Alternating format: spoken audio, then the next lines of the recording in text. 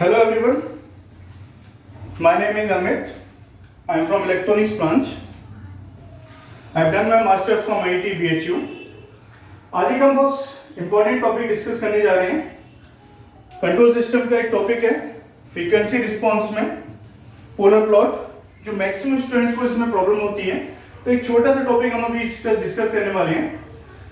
तो first of all सबसे main important चीज ये है कि हम ये फ्रीक्वेंसी रिस्पॉन्स हम पढ़ क्यों रहे हैं। ऐसी क्या प्रॉब्लम हो गई थी टाइम डोमेन में कि हमें शिफ्ट करना पड़ा था फ्रीक्वेंसी रिस्पॉन्स में, या फिर हम ये पोलर प्लॉट टॉपिक क्यों पढ़ रहे हैं, ऐसी क्या प्रॉब्लम हुई थी टाइम डोमेन में।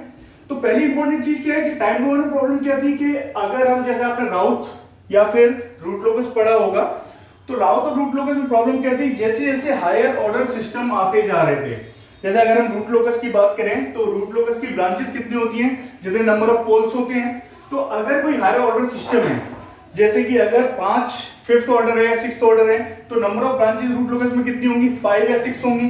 तो जैसे जैसे ऑर्डर इंक्रीज होता जाएगा रूट लोकस में, वैसे वैसे कॉम्प्लेक्सिटी इंक्रीज होती जाएगी। तो उस कॉम्प्लेक्सिटी को कम करने के लिए हमने क्या किया था, मूव कर गए थे कहां, फ्रीक्वेंसी रिस्पांस में। तो फ्रीक्वेंसी रिस्पांस में सबसे पहले टॉपिक क्या था, अपना पोलर प्लॉट। यहां भी हम सेम वही चीज करते हैं, सेम स्टेबिलिटी हम बताते हैं जैसे हम रूट लोकस में बता रहे थे, बस थोड़ा सा मेथड अलग है। हमें मेनली पोलर प्लॉट में या पूरे फ्रीक्वेंसी रिस्पांस की बात करें हम, तो पूरे फ्रीक्वेंसी रिस्पांस में हम सिर्फ और सिर्फ दो चीजें करते हैं। हमें करना क्या होता है, यहां भी सेम हमें ये भी स्टेबिलिटी के लिए सब कुछ कि हमें स्टेबिलिटी, सिस्टम की स्टेबिलिटी हमें फाइंड आउट करना होता है। लेकिन पूरे फ्रीक्वेंसी रिस्पांस में या रूट लोकस या राउट और ये पोलर या फ्रीक्वेंसी रिस्पांस डिफरेंस क्या है कि हमें दो चीजें इंपॉर्टेंट करनी है। क्या करना है कि पहले तो हमें किसी भी ट्रांसफर फंक्शन का मैग्नीट्यूड फाइंड आउट करना है, किसी भी ट्रांसफर फंक्शन का मैग्नीट्यूड फाइंड आउट करना है। सेकेंडली, किसी भी ट्रांसफर फंक्शन का हमें, जो भी ट्रांसफर फंक्शन हमें दिया होगा उसका हमें फेस फाइंड आउट करना है।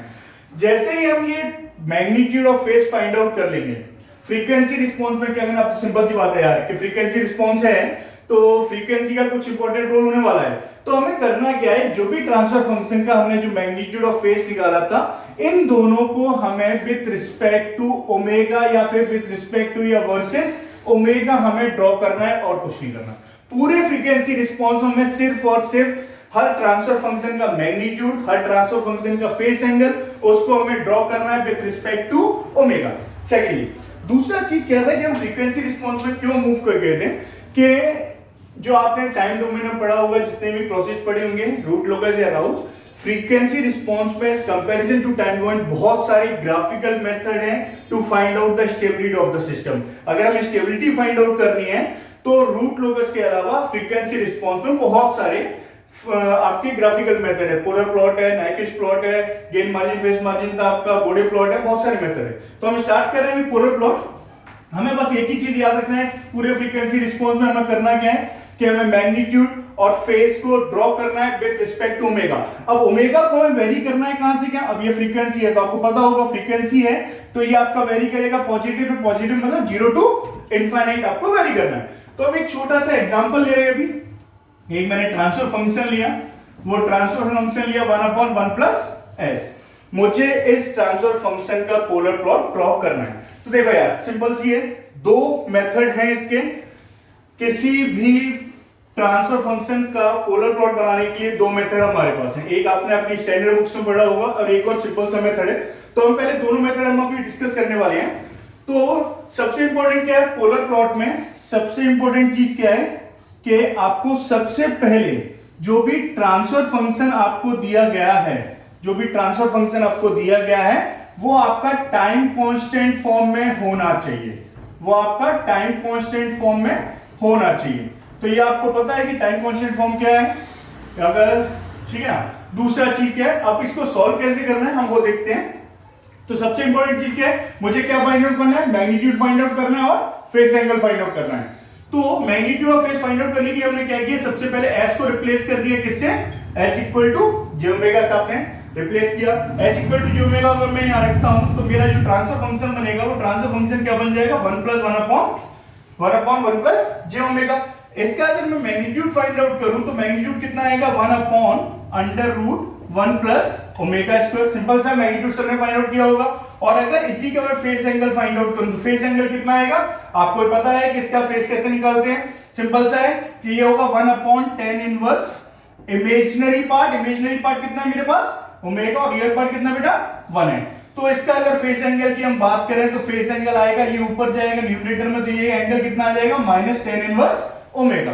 तो इस जो आपने ट्रांसफर फंक्शन लिया था उसका आपने मैग्नीट्यूड भी फाइंड आउट कर लिया, मैग्नीट्यूड कितना आ गया 1/√1 प्लस ओमेगा स्क्वायर, और फेस एंगल आपने फाइंड आउट किया, फेस एंगल कितना आ गया -tan इनवर्स ओमेगा। तो आपको क्या करना है, अब इसका पोलर प्लॉट ड्रॉ करना है। आपने जो मेन इंपॉर्टेंट स्टेप था उसका फाइंड आउट कर लिया, आपने इसका फेस फाइंड आउट कर लिया, एंगल फाइंड आउट कर लिया। अब आपको करना क्या है कि इसको विद रिस्पेक्ट टू ओमेगा को वेरी करके इसके जो पॉइंट्स आएंगे वो हमें कैलकुलेट करने, ठीक है, सिंपल सा है। तो ओमेगा को मैंने लिया, हमारा अभी जो मैग्नीट्यूड आया वो मैंने मैग्नीट्यूड ले लिया, और जो मेरा फेस एंगल आया वो मैंने फेस एंगल ले लिया। तो ये मेरा ये टेबल हमने फाइंड आउट कर ली। तो इसके अकॉर्डिंग ओमेगा को वेरी करना, आपको बता दिया मैंने, ओमेगा को वेरी करना है आपको कहां से कहां, 0 टू इनफाइनाइट अब वेरी करना है। अब इसमें तो इनफाइनाइट पॉइंट्स, हम इनफाइनाइट पॉइंट्स तो लेंगे नहीं, हम क्या है कुछ 2-3 या 4 पॉइंट्स हम लेंगे, उसके अकॉर्डिंग हम उसको सॉल्व करेंगे। तो ओमेगा को सबसे पहले मैंने क्या किया, ओमेगा इक्वल टू 0 पुट किया। अगर आप यहां मैग्नीट्यूड में ओमेगा इक्वल टू 0 पुट करते हो तो इसका मैग्नीट्यूड कितना मिलेगा आपको, मैग्नीट्यूड मिल जाएगा कितना 1, मैग्नीट्यूड आपको 1 मिल गया। और फेस एंगल कितना मिलेगा, ओमेगा इक्वल टू 0 पर फेस एंगल कितना होगा -tan इनवर्स 0, -tan इनवर्स 0 का मतलब कितना डिग्री मिल गया मुझे, 0 डिग्री मिल गया। फिर आपने क्या किया, फिर आपको ओमेगा को वेरी करना है, तो ओमेगा को मैंने फिर से वेरी किया, 0.1 रखा। तो ओमेगा को 0.1 रखने पर जो कैलकुलेशन मैंने की है वो कैलकुलेशन आ रही है, 0.1 करने पर जो आपका मैग्नीट्यूड आ रहा है, मैग्नीट्यूड आएगा 0.995, और जो फेस एंगल आएगा वो आएगा आपका -5.7 डिग्री, -5.7 डिग्री। ये बहुत इंपॉर्टेंट है, -5.7 डिग्री का मतलब है कि आप किसमें आ गए हो, फोर्थ क्वाड्रेंट में आप पहुंच चुके हो। ये इंपॉर्टेंट है फेस एंगल से कि आप किसमें आ गए, फोर्थ क्वाड्रेंट में आप करो, मतलब जो आपका ग्राफ होगा उसमें 4 क्वाड्रेंट होते हैं, फर्स्ट, सेकंड, थर्ड, फोर्थ। तो अभी ये जो आपका पोलर प्लॉट बनेगा इस ट्रांसफर फंक्शन का, यहां से ये एंगल जो नेगेटिव है इससे मुझे पता चला कि ये आपका कौन सा क्वाड्रेंट है, फोर्थ क्वाड्रेंट है बेटा।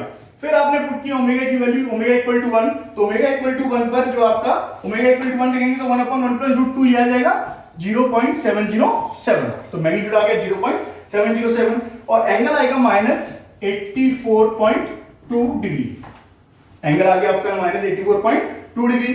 फिर से मैंने वेरी किया, ओमेगा इक्वल टू 10 रखा, ओमेगा इक्वल टू 10 बताइए, क्लियर है, सिंपल सा है। तो ओमेगा इक्वल पे जो आपका मैग्नीट्यूड आया वो आ गया 0.99, और फेस एंगल आ रहा है आपका कुछ, सॉरी ये आएगा -45 डिग्री, और ये आएगा आपका -84.2 डिग्री। फिर फाइनल 3-4 पॉइंट्स हमारे हो गए, मैंने फाइनल वैल्यू ली ओमेगा की, ओमेगा इक्वल टू इनफाइनाइट पर आपका मैग्नीट्यूड हो जाएगा 0, और फेस एंगल जो आएगा वो आएगा आपका -90 डिग्री। तो ओमेगा इक्वल टू इनफाइनाइट रखा तो मैग्नीट्यूड 0 हो गया, 1/0, फेस एंगल हो गया -tan inverse infinite, tan inverse infinite कितना होता है, 90 डिग्री होता है। सिंपल सा मेरी एक टेबल प्लॉट हो चुकी है, इसका मुझे पोलर प्लॉट ड्रॉ करना है। तो मेरे पास जो ग्राफ था जीएस प्लेन हमने लिया है, अब इसको हमें ड्रॉ करना है जीएस प्लेन में। जो पोलर प्लॉट आया उसका जो ट्रांसफर फंक्शन था उसका मुझे, ये मैंने एक लिया है कौन सा, जीएच प्लेन लिया है। तो जीएच प्लेन का मतलब ये आपका क्या होगा, रियल पार्ट होगा जीएच प्लेन का, और ये क्या होगा आपका इमेजिनरी पार्ट होगा। या फिर मैं दूसरी चीज बोलूं, मुझे ये टेबल को यहां प्लॉट करना है, ठीक है, सिंपल सा है कि सिंपल सा क्या है, ओमेगा इक्वल टू 0 हमारा स्टार्ट कहां से होगा, पोलर प्लॉट हमारा स्टार्ट होगा ओमेगा इक्वल टू 0 से स्टार्ट होने वाला, एंड कहां होने वाला है, ओमेगा इक्वल टू इनफाइनाइट पे ये एंड होने वाला है, ठीक है। चलो, तो ओमेगा इक्वल टू 0, मैग्नीट्यूड कितना है मेरा, मैग्नीट्यूड है 1, और फेस एंगल कितना है 0 डिग्री। तो ये जो पॉइंट आ रहा है ये क्या आपका 1 एंगल 0 डिग्री। तो ओमेगा इक्वल टू 0 मतलब मेरा पोलर प्लॉट जो है वो स्टार्ट होगा इस पॉइंट से, सिंपल सा है कि फेस एंगल आपका 0 डिग्री है, मैग्नीट्यूड 1 है, तो ये आपका पॉइंट क्या इंडिकेट कर रहा है, magnitude 1, face angle 0 degree. Second क्या है, फिर आपने ओमेगा को इंक्रीज करना चालू किया, ओमेगा को इंक्रीज करना चालू किया, मैग्नीट्यूड कितना हो गया मेरा, ये मैग्नीट्यूड 1 से कहां हो गया, थोड़ा डिक्रीज हो गया। अच्छा, दूसरी चीज क्या है, आपको पता होगा ये आपका 0 डिग्री है, ये आपका -90 डिग्री है, ये आपको क्लियर है। तो ये 0 डिग्री है, -90, मुझे फेस एंगल कितना पुट करना है, -5.7 डिग्री, और मेरा मैग्नीट्यूड 1 से अब कितना हो चुका है 0.995, तो 1 से 0.9 कुछ यहां पर, और फेज एंगल में वो कितना ले रहा है, ये -90 डिग्री है, 0 डिग्री है, -5.7, मतलब कि कुछ मैंने ऐसा ले लिया। ये जो एंगल है मेरा वो क्या है, -5.7 डिग्री है। तो यहां पर ये जो पॉइंट आएगा, ये पॉइंट क्या इंडिकेट कर रहा है, मेरा 0.99 का मैग्नीट्यूड है, 0.99 का जो मैग्नीट्यूड है, और फेस एंगल कितना है मेरा 5.7 डिग्री। ठीक है, फिर से मैंने ओमेगा को इंक्रीज किया, ओमेगा 1 इंक्रीज करने पर मेरा मैग्नीट्यूड जो पहले 0.99 था वो कितना हो गया, 0.7, मतलब और डिक्रीज हो गया, और जो एंगल मेरा 5.7 था वो कहां पहुंच गया, -45 पर।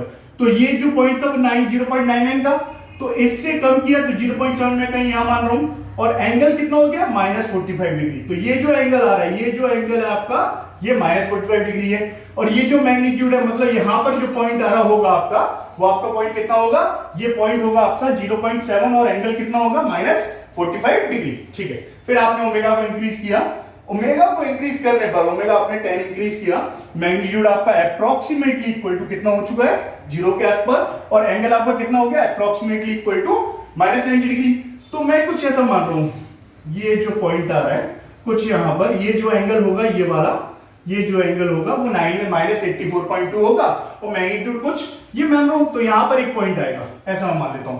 और फाइनल जब आप ओमेगा इक्वल टू इनफाइनाइट करोगे तो मैग्नीट्यूड 0, फेस एंगल -90 डिग्री, तो मैग्नीट्यूड 0, फेस एंगल -90 डिग्री, तो यही पॉइंट होगा ना बेटा, यही पॉइंट होगा आपका। तो आपने ये पॉइंट्स ड्रॉ कर दिए, जो आपकी टेबल बनी थी उसको आपने अपने ग्राफिकल पे या जीएस प्लेन पर आपने उसको प्लॉट कर दिया। अब क्या, कुछ नहीं, सिंपल सा है, ये जो पॉइंट्स आपके हैं इनको एज इट इज, ये जो पॉइंट्स आपके आए उनको एज इट इज मैच कर दो आप। तो ये जो आ रहा है, एरो क्या डायरेक्शन जाएगी, ये जो पॉइंट है, ये पॉइंट कौन सा है, ओमेगा इक्वल टू 0, और ये जो पॉइंट मिल रहा है वो कौन सा बेटा, ये आपका पॉइंट है ओमेगा इक्वल टू इनफाइनाइट। तो ये जो पोलर प्लॉट था वो आपका GH अपॉन 1 प्लस एस का सिंपल सा एक पोलर प्लॉट हमने ड्रॉ कर दिया है। ये आपको सारी बुक्स में है।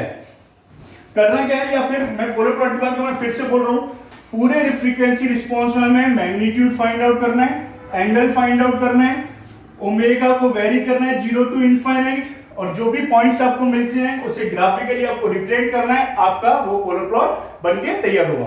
तो एक तो ये मेथड था, लेकिन कभी कभी क्या होता है, फेस एंगल निकालने में थोड़ी सी प्रॉब्लम आती है, या tan इनवर्स, ये सब थोड़ा कॉम्प्लिकेटेड हो जाता है।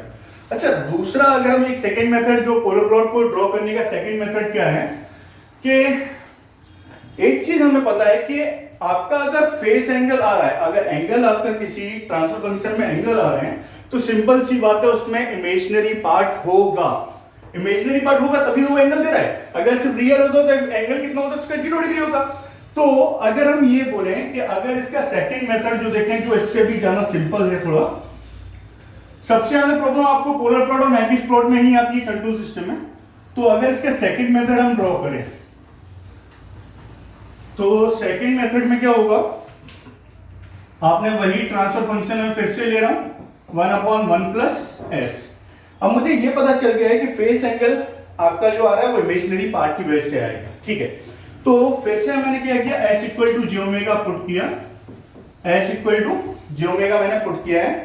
तो S equal to J omega put करने पर जो मेरा ट्रांसफर फंक्शन बनेगा वो क्या आएगा, 1/1 प्लस जे ओमेगा आएगा, 1/1 प्लस जे ओमेगा आने वाला है। ठीक है, अच्छा इसे मैं रेशनलाइज कर दूं, मतलब मेरा काम क्या है, मुझे एक्चुअली करना क्या है कि इसका रियल पार्ट, जो ट्रांसफर फंक्शन दिया है इसका रियल और इमेजिनरी पार्ट मुझे अलग अलग फाइंड आउट करना है।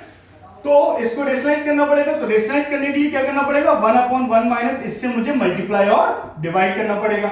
तो आपका जो ट्रांसफर फंक्शन आएगा वो आएगा 1 माइनस जे ओमेगा अपॉन, जो रेशनलाइज करने के बाद जो आपका पार्ट बच रहा है वो क्या है, आपका इतना पार्ट बचेगा।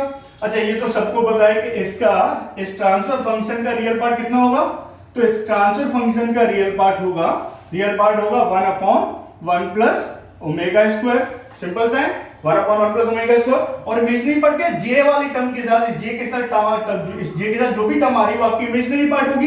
तो इमेजिनरी पार्ट मिल गया मुझे कितना, minus omega upon 1 plus omega square. Simple सा है, कोई दिक्कत नहीं है इसमें, इतना तक ठीक है, सिंपल है। अच्छा, अब मुझे करना क्या है, अच्छा मैं ऑलरेडी इसका पोलर प्लॉट एक मेथड से निकाल चुका हूं, मुझे पता है कि इसका जो पोलर प्लॉट आएगा वो कुछ ऐसा आने वाला है। ठीक है, अच्छा इसमें मुझे क्या करना है, फिर से वही करते हैं हम। ओमेगा को अगर मैं 0 टू इनफाइनाइट वेरी करता हूं, ओमेगा की पॉजिटिव वैल्यू है, ओमेगा को आपको वेरी करना है, फ्रीक्वेंसी रिस्पॉन्स है, फ्रीक्वेंसी को वेरी करना है 0 to इनफाइनाइट, सिंपल, ठीक है। लेकिन इंपॉर्टेंट चीज क्या है, आप जब ओमेगा को वेरी करोगे 0 to इनफाइनाइट, जब आप ओमेगा को वेरी करोगे 0 to इनफाइनाइट, तो ये बात पक्की है दोस्तों कि आपका जो रियल पार्ट आएगा वो हमेशा पॉजिटिव आने वाला है। आप यहाँ ओमेगा स्क्वायर है पॉजिटिव, ओमेगा की वैल्यू पॉजिटिव है, स्क्वायर करोगे तो हमेशा पॉजिटिव आएगा, तो रियल आपका हमेशा पॉजिटिव रहने वाला है। और दूसरा पॉइंट इंपॉर्टेंट क्या है कि आप जब ओमेगा को वेरी करोगे तो जब आपका जो ये जो ओमेगा है इसकी वजह से जो माइनस साइन है, इमेजिनरी पार्ट आपका हमेशा निगेटिव रहने वाला है, इमेजिनरी पार्ट आपका हमेशा निगेटिव रहने वाला है। आपको मतलब सबको पता होगा real part positive, imaginary part negative, कौन सा क्वाड्रेंट होगा दोस्तों, रियल पॉजिटिव, इमेजिनरी निगेटिव। मतलब अभी आप काम कर रहे हो कहां पर, फोर्थ क्वाड्रेंट में, अभी हम काम कर रहे हैं कहां पर, फोर्थ क्वाड्रेंट में। तो मुझे ये पता चल गया कि सेकंड मेथड से इस ट्रांसफर फंक्शन का जो पोलर प्लॉट हम बनाने वाले हैं वो किस क्वाड्रेंट बनेगा, फोर्थ क्वाड्रेंट में। और इससे पहले वाले मेथड में जो हमने बनाया था वो भी किस में था, फोर्थ क्वाड्रेंट में था। ठीक है यार, इतना क्लियर है। आगे प्रोसीड करते हैं। मुझे रियल पार्ट पता चल गया, इमेजिनरी पार्ट पता चल गया। फिर से हम टेबल बनाते हैं, लेकिन अब टेबल जो बनेगी वो किसमें बनेगी, ओमेगा, उसका रियल पार्ट, ट्रांसफर फंक्शन का और उसका इमेजिनरी पार्ट। रियल पार्ट और इमेजिनरी पार्ट आपके पास ऑलरेडी अवेलेबल है, तो ओमेगा इक्वल टू 0 पुट किया, तो रियल पार्ट में ओमेगा इक्वल टू 0 पुट करने पर रियल पार्ट कितना बचेगा आपका, 1 बचने वाला है। और जब इमेजिनरी में ओमेगा इक्वल टू 0 आप पुट करोगे, ओमेगा इक्वल टू 0 आपने पुट किया, तो ये कितना बचेगा आपका, 0 बचने वाला है। अगर आपको कोई एक पॉइंट और लेना है आप और ले लो, 0.1 लिया, तो यहां पर रियल पार्ट कितना होगा, ये पक्का है, ये हमेशा पॉजिटिव आएगा। ओमेगा इक्वल टू 0.1 रखो तो 1/1 प्लस 0.1 का होल स्क्वायर, ये पॉजिटिव रहेगा जो ही वैल्यू आने वाली है। और ओमेगा जब आप यहाँ 0.1 रखोगे तो माइनस 0.1 अपॉन 1 प्लस 0.1 का होल स्क्वायर, तो ये पक्का ये आपका नेगेटिव रहने वाला है। तो यही मुझे पता चल गया ये आपका कौन सा क्वाड्रेंट आ चुका है, ये आपका फोर्थ क्वाड्रेंट है। ठीक है ना। फिर आपने क्या किया, ओमेगा इक्वल टू, मैं डायरेक्ट पुट कर रहा हूं ओमेगा इक्वल टू इनफाइनाइट, मुझे पता चल गया है यहां से रियल और इमेजिनरी मुझे पता चल गया। ये मेरे फोर्थ क्वाड्रेंट में कोई कभी आपका कोई क्वाड्रेंट मिस नहीं, सॉरी चेंज नहीं हो रहा है, क्वाड्रेंट चेंज नहीं हो रहा, तो मैंने डायरेक्ट ओमेगा को कहां लग गया, आपके एंड पॉइंट पे ओमेगा इक्वल टू इनफाइनाइट पे। तो ओमेगा इक्वल टू इनफाइनाइट पर आपका रियल पार्ट कितना होगा, 1/1 प्लस इनफाइनाइट, 1 इनफाइनाइट मतलब 0, और इमेजिनरी पार्ट कितना हो जाएगा, minus infinite upon 1 plus infinite का स्क्वायर। तो ये स्क्वायर टर्म है, तो हम क्या करेंगे, स्क्वायर टर्म को रेफरेंस देंगे, तो उसकी वजह से इमेजिनरी पार्ट भी क्या हो जाएगा आपका, 0 हो जाएगा। तो ये हमारी टेबल बन चुकी है। तो इसके अकॉर्डिंग मुझे ये पता चल गया था रियल और इमेजिनरी पार्ट के फोर्थ क्वाड्रेंट है, आपका फोर्थ क्वाड्रेंट है। इन पॉइंट्स को सिर्फ और सिर्फ ड्रॉ करना है मुझे। तो फिर से आपने जीएच प्लेन लिया, ये आपका रियल पार्ट है जीएच प्लेन का, और ये आपका इमेजिनरी पार्ट है। ओमेगा इक्वल टू 0 पर आपका रियल पार्ट कितना है, रियल पार्ट आपका 1 है, और इमेजिनरी कितना है, 0, तो यही पॉइंट आपको मिलेगा। रियल आपका 1 हो गया, इमेजिनरी पार्ट आपका 0 है, तो ये पॉइंट मिलेगा। ठीक है। फिर आपने ओमेगा को जैसे जैसे आप इंक्रीज करते जा रहे हो, रियल पार्ट पॉजिटिव है, इमेजिनरी पार्ट निगेटिव है, तो जैसे जैसे इमेजिनरी निगेटिव कहां है, ये आपका इमेजिनरी निगेटिव है और ये आपका रियल पॉजिटिव, मतलब ये क्वाड्रेंट रहने वाला है। तो जैसे जैसे आप इंक्रीज करोगे ये रियल पार्ट पॉजिटिव होगा। यहां एक चीज और थी कि रियल पार्ट डिक्रीज होने वाला है, क्योंकि इसका रियल पार्ट कितना आया था, 1/1 प्लस ओमेगा स्क्वायर इसका रियल पार्ट था। तो सिंपल सी बात है, आप ओमेगा को इंक्रीज करोगे तो रियल पार्ट डिक्रीज होने वाला है। तो आप इंक्रीज करोगे धीरे धीरे तो ये डिक्रीज होगा, और ओमेगा इक्वल टू इनफाइनाइट पर रियल 0 इमेजिनरी 0, तो रियल 0 और इमेजिनरी 0 मतलब कि ये पॉइंट की। तो इन पॉइंट्स को मैंने मिला दिया सिंपल सा, ये आपका एरो डायरेक्शन, ये पॉइंट आपका ओमेगा इक्वल टू 0, ये पॉइंट आपका ओमेगा इक्वल टू इनफाइनाइट। तो ये आपका सिंपल सा क्या था, ये आपका पोलर प्लॉट था। इसमें आपने दोनों मेथड ले लिए, एक तो पहला वाला मैग्नीट्यूड ऑफ फेस एंगल के अकॉर्डिंग, दूसरा आपका रियल पार्ट और इमेजिनरी पार्ट की वजह से। Thank you.